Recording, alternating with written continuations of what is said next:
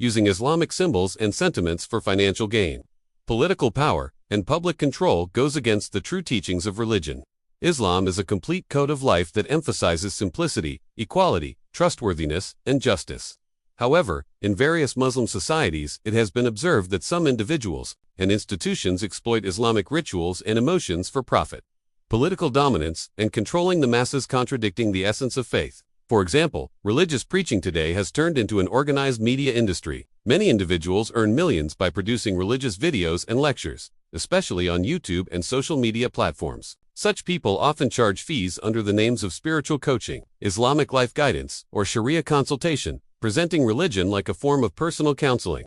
As a result, the spiritual and intellectual dimension of faith is sidelined, turning it into a commercial product. Even acts of worship and sacred duties have been commercialized. Hajj and Umrah, essential pillars of Islam, are marketed as expensive packages with luxury facilities. This contradicts Islam's teaching of equality, since Hajj is obligatory for every Muslim, regardless of financial status. Similarly, institutions that collect charity and zakat often lack financial transparency, raising concerns about fund usage. Some NGOs have even faced accusations of funding terrorism, creating negative perceptions of Islam globally. Islamic items such as amulets, incantations, and spiritual healing are sold for large sums, despite no real evidence for them in the Quran and Sunnah. Halal certification has also become a vast industry, where many organizations charge high fees and issue certificates quickly, often without transparency. Clerics frequently collect informal fees for services like marriage, divorce, or spiritual counseling, and people often turn to them as solutions for personal problems. Politically, religion is often used as a tool of power. Religious speeches and fatwas are issued to mobilize public emotions for political objectives. Certain laws are used to target minorities or political opponents, deepening division and hatred in society. Governments provide funding to religious institutions in return for political support, which limits freedom of thought. To control public religious sentiment, the concepts of sin and reward are employed, instilling fear and devotion to dominate minds.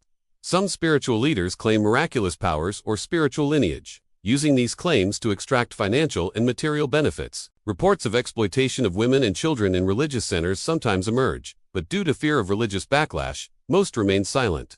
According to economists, the global market for Islamic products and services is worth several $1 trillion. In this market, religious beliefs are turned into avenues for investment and commerce, diminishing the spirituality and intellectual value of religion. Psychological analysis suggests that under religious authority, people's reasoning and self-accountability are weakened, and their emotions and fears are exploited, a process called religious grooming. This makes the public irrationally submissive to clerics or institutions, causing social and psychological harm. Islam teaches humans reason, justice, and freedom, but when it is used for financial, political, or emotional exploitation, it distorts the spirit of the faith. It is essential to ensure transparency and accountability in religious institutions. Encourage people to question based on knowledge and understanding, and regard religion as a source of personal belief and spirituality, rather than a tool for business or politics. The true teachings of Islam liberate humans from bondage and call for a society built on equality, love, and justice. Turning religion into a commercial or political weapon is not only intellectual decay, but also a cause of social injustice. Such practices must be avoided so that the true spirit and teachings of faith are preserved.